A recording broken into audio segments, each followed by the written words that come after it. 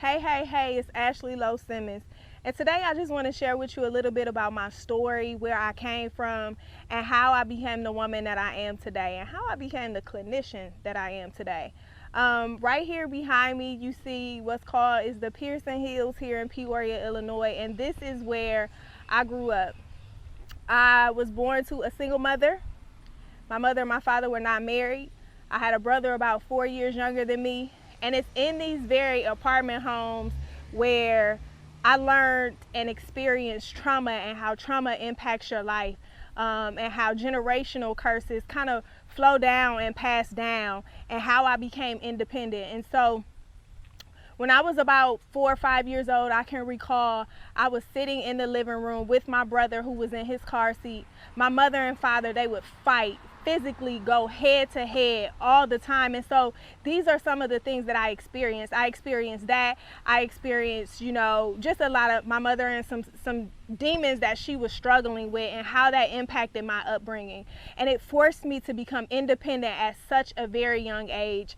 And now I know that some of the things that I experienced, they traumatized me. And so PTSD and ACEs, adverse childhood experiences. Okay, so ACEs, adverse childhood experiences, which are these experiences that you go through that can traumatize you in life. And people have ACEs scores, and it talks about how trauma affects your life, and how you have to learn how to cope with the different things that you experience in life. And so that's what I learned here. I was kind of forced to be independent based on some of the choices that my mom and my dad made, the demons that they were fighting against. I didn't know then, but I know now. And so I was forced to be independent. I had to care for my brother at a very young age. I can recall being a very observing child. I was always looking and paying attention to what was going on.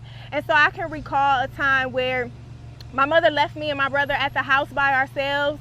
My brother was a crybaby, to be honest with you. And so I recall him crying and crying and crying. I'm sitting at the door, 5 years old, my brother about 1.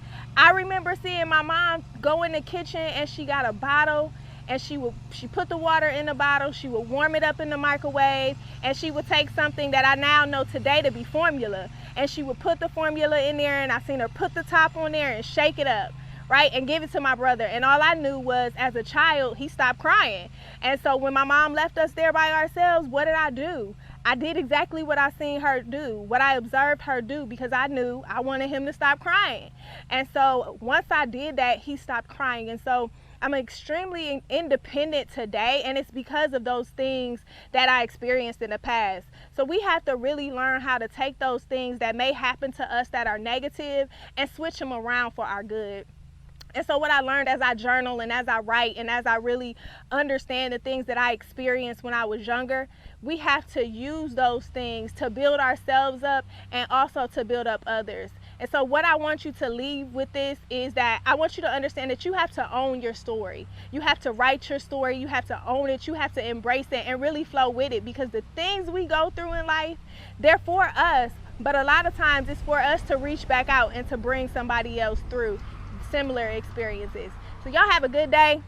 Ashley Lowe, Conversations with a Clinician. I'm out.